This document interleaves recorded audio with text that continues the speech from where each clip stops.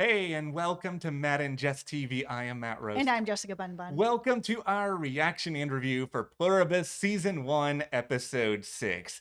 I think this episode did a really good job of sort of taking what was the cliffhanger at the end of Episode 5, where I believe a lot of us had a pretty similar expectation for what was being done within that factory. And yet they then spun that into, hey, us the joined, we know that we're doing something with people. You may not like it, but trust us. This is for a good cause. We're doing this because we want to still fulfill all of our rules. Yeah, and they delivered this information through John Cena, and they even said that they felt that this information would be better received through him. And it was for me. Watching him there delivering this information, I was like, this all makes sense, right? Like, yeah, they're not able to even pick an apple off a tree. How else are they going to be able to survive? They only have about 10 more years of food. What are they going to do? What are they going to do, John Cena? I don't know. Okay, let's all just have a John Cena conversation. I know this is a Pluribus review, but we're going to talk Cena for a minute or two. So,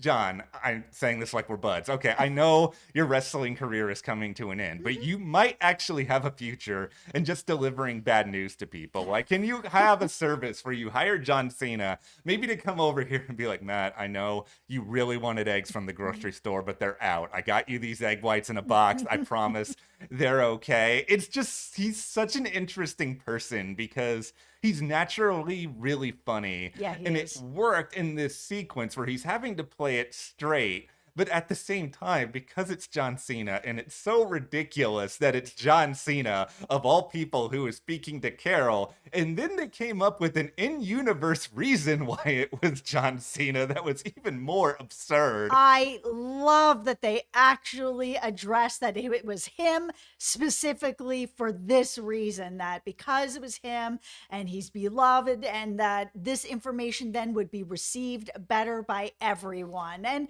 it seems like it has been with some people, like some of the other, 12 other people know this information, have received this information from John, and have accepted it. And they're really running with it at that point to be like, oh man, we feel so bad for you. What can we do to help you? I'm like, wow, Yeah. that's the response. Okay, I have one more thought on John Cena here, which is just that we watched him on The Bear season 3, and it was Yes. not good. And it was not. No, not him wasn't No. good.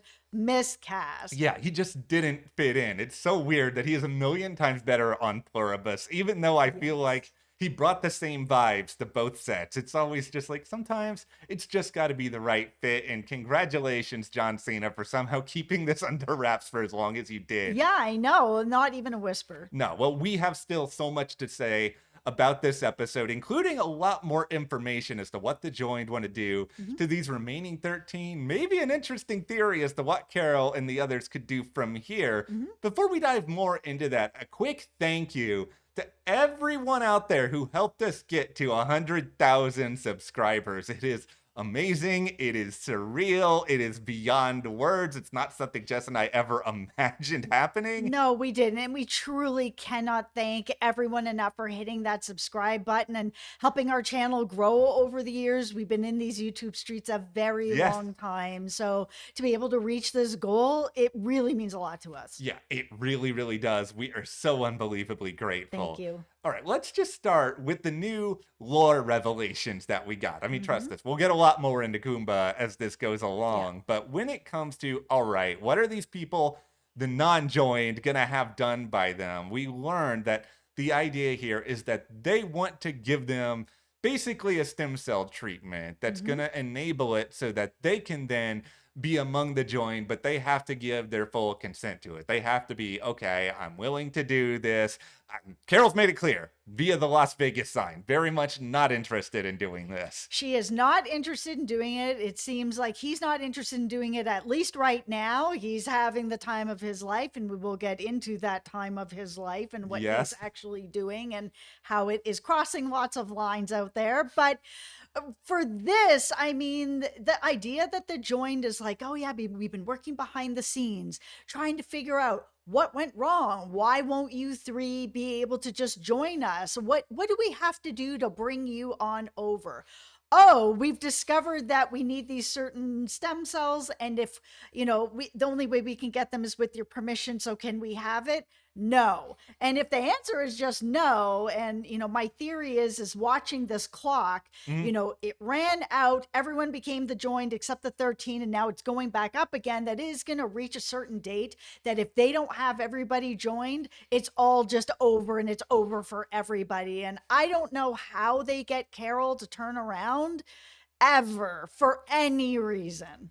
I still like this theory you're bringing up about the clock. It reminds me of The Price is Right in those games where you're running to like put all the prices in order, and then if you don't do it in time, you don't win the car or anything else. It does make sense with the way that they're acting. So that also gives them a sense of urgency. They have to figure this out. They have to figure it out quickly, which is why I don't think it's a coincidence that this information about the treatment is coming out a relatively short period of time after the joint are there. I know it took a certain line of questioning it for it to happen, but let's flip the script a little bit and put on a tinfoil hat. All right. We know Carol is eager to find some sort of cure for this, to rid the world of this permanent happiness. And she knows that there is a way to do this. Yeah, so now we know that there's a very specific treatment that has to be done to make sure that these unjoined can be joined. Yes. Is there then a way to figure out, because so much of this seems to be due to RNA, whether this is brought over by aliens, someone else, no matter who the originator is, Right. can you detect what the RNA is within all of these people biologically, that then can you then go back and try to extract that from individual ones? Like, is this a way to do this? I will preface all this by saying I am not a biologist. I am not a chemist. I am not a doctor. Really? I do not. No, I am just a man in a newsboy cap sitting here with Jess in a YouTube video. But it just feels like to me that's something that could be entertained, because if there's a somewhat scientific way to make these people joined, why couldn't you do the reverse? It's sort of like finding an antidote, right? The big problem here, though, is that Carol, much like us, is also not a doctor or a scientist, and she does not seemingly have the time or the resources, and as far as we know, it doesn't really seem like anyone else in these 13 does either. Yeah, that's the thing. It's like we've gotten to this point already in the series. I mean, it's only season 1 where Carol knows that there is a cure and there's a way to get to it. She's not a scientist. She doesn't even know if it's a scientific cure. She doesn't know what it is. Yeah. Everyone has isolated her. So now there's no way for her to actually get that information out of anybody. But the fact that we are here at episode 6 and we already know that there is a cure, so there is a way for her to figure that out at some point, and we also already know that the joined has hit a wall, that they know how to bring them over but cannot do it without their permission. I think that it's really cool that while sometimes this show takes its time, it's a nice slow ride, and it gives you lots of time to breathe, that it also in a very short amount of time has really hit 2 major walls here with this, where it's like, okay, we know how to make you join, but we need your permission. Oh yeah, over here I know that there's a cure, but man, I can't get anyone to be around me to actually get it. And I think because Vince and the writers, they've tightly wound this enough that we have a smallish group of characters, despite this being a global phenomenon, that when these reveals are dropped, the momentum that comes along with it, it's really gripping. And I know a lot of people do like the slow ride part of the show. I mean, I've had a couple of issues with it here or there, but it's these moments like in this episode, in episode 2, which is probably still my favorite overall out of any of them so far this season.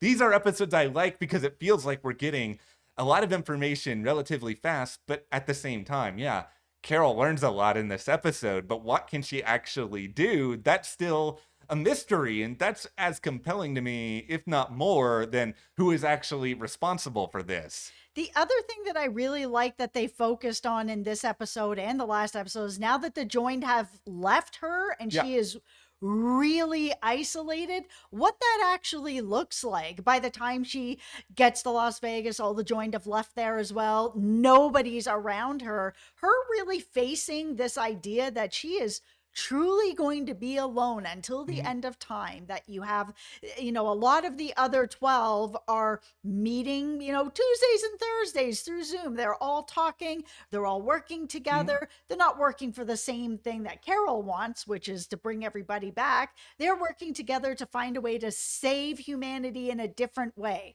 They're going to run out of food in the next 10 years. They're unable to even pick an apple. How do we help that? Can we, get robots together to pick the food for them? No, because they're the people that would have to put the robots together. And in the same way, then that means that they're picking the apple. It's a very interesting way of looking at things, but seeing Carol so isolated like this, even to the point that by the end of this, she's just like, you know what, I'm kind of thinking maybe I'll stay in another room and whatever. Like, she's even willing to stay here to be with someone who she doesn't really get along with that well. To see the look on his face, to be like, oh, I guess I really am just alone. I got to go back home. Like, it was devastating. It was so devastating. And this whole dynamic with Carol and Koumba is insanely interesting to me. And I say all this with a very big preface that we're going to get into, and I'm just going to get my hard hat on for it in advance. Koumba is a reprehensible character and a terrible person. Like, this is someone who is using women for his own disturbing means, doing without consent. Yeah. I'm just going to say that. And I've said this in another video too. These people cannot say no. And if you can't say no and all you can say is yes, that's not consent. No, it's really, really uncomfortable. He is a highly uncomfortable character, and we can draw a big distinction with some of the things that he does. Like, we see him doing this whole Casino Royale card game, card tournament. If he just wants to live out, I don't know, this part of a James Bond fan fiction, like, sure, there's nothing inherently wrong with the idea that after these people wake up and they're just going to be like, okay, this guy swindled us in cards because he wanted to win some hands. That's to get some coins, money, whatever. That doesn't even matter. No, like I feel like a lot of people would probably want to just do something kind of silly like that. Like, there'd be a part of me that'd be like, can I be Jean-Luc Picard and have like myself on the Enterprise for a few minutes? I'm bold, I can pull it off. But it just feels like that is so different from what he did with the women. Well, that's the thing. That's something that you brought up that's very true. If Carol is able to bring people back to themselves, they have to now live with this, that they are trapped inside of this join that has to do everything that everyone says. But now they have choice, and they can look back and be like, wow, if I had a choice, my answer would have been no. But because my choice was taken, my answer had to be yes. Yeah, it's really, really gross. And I feel like Vince and everybody else who's working on this show, there's this inherent awareness of this, but I don't think they're trying to create a world where everyone is likable all the time and everyone is doing the right thing. And I think they're also trying to show this really big struggle with Carol, because you really touched on it, how lonely she is. And I think she's facing this realization where a big part of her probably does want to tell this guy off all of the time for what he does, hanging around all these women. And she has. Yeah, and she doesn't even know all of it, because we saw a lot of the women in this episode leave before she even shows up. But she's well aware of how he's trying to indulge in this experience, but she's having to hold her tongue because she sits back and she thinks, okay, what do I actually want to save the world? And in order to do that, I do have to occasionally put up with someone who's doing all these things that I don't like. And whether or not we're going to see all this fall back on Koumba down the road, that is to be seen. I mean, we certainly saw with the Breaking Bad universe, not everyone gets exactly what they deserve when they do really bad things on shows like this. Yeah, I mean, that's one of the really cool things about Vince, right? Is that he does put together characters that are doing terrible things, but are also capable of doing good things and better things, giving Carol, a little bit of comfort, putting a blanket on her, giving her conversation, even calling the joined while, she's doing something else and being like, listen, she is really lonely. This isn't working out very well for her. Is there any way that you guys could forgive her, come back, find another way to work it out? no, okay, I just wanted to try and see if there was something I can do. He's really good at making very complex characters that do terrible things like a Walter White, Yeah. but also are doing things that, are for good, or they think that they're doing for good, like Walter White.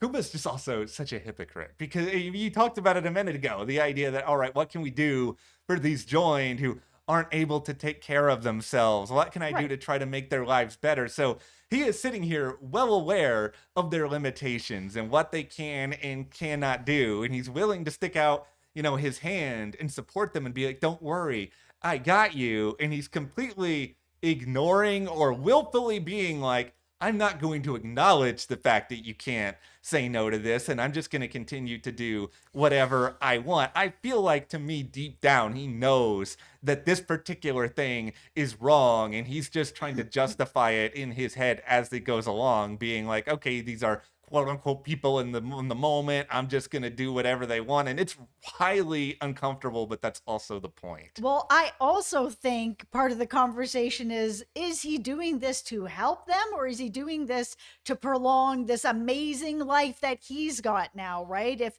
in 10 years they're all going to die off, then that means that's the end of everything for him as well. There's Yeah. nobody to serve him, service him. All of it is Yeah. over. And then he's 10 years older and everyone is gone. All the food's going to dry up. There's nobody there to wait on him or do anything in the jacuzzi with him.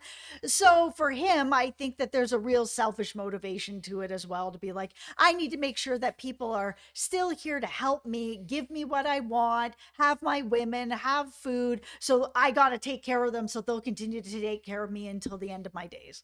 I just feel so sad for Carol. And I know Carol's not always the most likable person, but I really feel for her coming out of this episode because she has tried to get through to this guy so many different ways. And Yep. I understand per his account, his life was not all that great before the joined showed up. And that seems to be a lot of his motivation, but she's trying to move an immovable object because she just feels like I don't really have any other choice. A lot of these other people, even the ones who do speak English, they don't speak English that well, or they have other people, family that they're thinking about. And she wants to connect with Koumba because he's one of the other few people out here who is seemingly just by himself. He's easy to communicate, and he's also relatively close because, he's in Vegas. He's just not that far from Albuquerque really at all. Yeah, it's just this whole situation's working out really well for him. So he doesn't have any real motivation Mm, to bring anybody back out again. Yeah, he doesn't want to join, but he also wants this to continue on. yeah. So there's no real motivation to help Carol outside of, hey, she's really lonely. Maybe some of you might want to come back. Here is the good news, though. When we get to this at the end of this episode, Manousos, he is coming. God, I love him. What a great character. He's so good, despite the fact he has only said a handful of words and half of them cannot be repeated in his brief amount of time that he has been on this show. Yes, the description of his mother is something else. Yeah, but it was also just iconic. I love the way Love he him. sort of sees exactly what the joined are Yep. doing, and it Yes. just feels like cynicism is the only real way to battle with these people. And Manousos, maybe it's because of his mom, maybe it's because I don't know what else this guy has gone through. Yep. He's just got this latent trust issue that for a very long time he didn't even want to buy in to Carol. He was still Mhm. stuck doing his frequency readings, all of these other things he's trying to figure out, but she finally does find a way to get through to him. And I think a lot of it is tied to the kind of grisly information that she knows, but then also the recognition from him, even if they don't speak the same language, that she's not that different from me. And you bring up the frequency, and he does find this one frequency that has a very weird rhythm to it. And I feel 1,000% this is going to come back into play at some point. Mhm. But because he's now gotten the tapes from Carol and he's like, oh my goodness, there's a cure, there's this, these things are happening. Okay, I have her address. He seemingly is like, you know what? It's time for me to just go and see Carol and figure it out and see what's going on, see if there is really, truly a cure or a way to get through any of this, which has left this frequency behind, but it feels like he was onto something. Yeah, it does. And I think that's why he's interesting now because we have a couple of hanging chads. We have Yes. the frequency, which I'm sure is going to return at some point. Right. we then also just have the nature of what he's trying to do itself, because he's got his car. He's seemingly, he's leaving Paraguay. He's Yep. leaving his storage facility behind here. But as someone who has watched a number of geography based videos over time, he's driving. He's seemingly on his way up to Albuquerque. There's this strip of land. This is really nerdy, everybody. I apologize. It's called the Darien Gap, and it's in between North and South America. You can't really drive through there. It's really dangerous. You're gonna die from like 8 different things. So I'm just thinking, all right, what are you gonna do, Manousos? Are you just gonna drive up close to that? Are you gonna find a boat? Are you gonna have to rely on the joint at some point? Because if this show is Mhm. making geographic sense, it kind of feels like, unless Carol flies down to him being able to get up to her, it just doesn't feel logistically possible. I was really wondering if he was going to end up having to rely on the joint to get him there, and that he's willing to make that sacrifice to get to Carol because there's a cure. That, yeah, he doesn't want to take the food because, he can figure out other things. That's not getting Yeah. him any closer to being saved or saving anybody or getting his life back. But Carol has an actual something that could actually bring everything back.